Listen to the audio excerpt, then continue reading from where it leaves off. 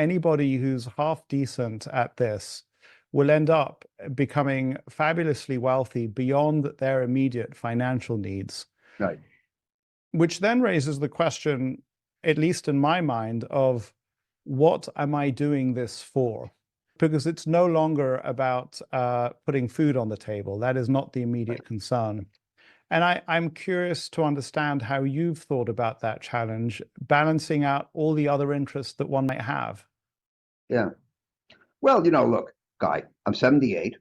I'm a kid relative to Warren, but if I retired tomorrow, nobody would say, "Oh, he took the easy way out," or he's a lazy bones, as my mother would say. But number one, I enjoy it.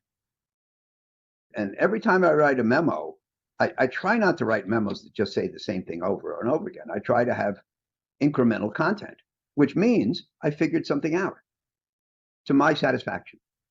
And if I'm figuring out new stuff every day, what's better? And investing, as you know, first of all, it's a puzzle. Secondly, it's a puzzle that changes every day. Thirdly, as Soros said about reflexivity, the efforts of investors to solve the puzzle change the puzzle, requiring new solutions.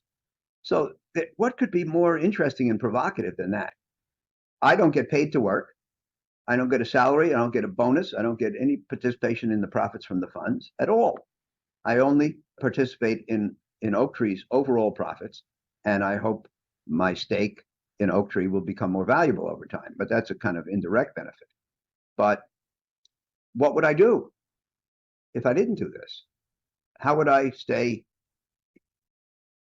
integrated into what's going on in the world?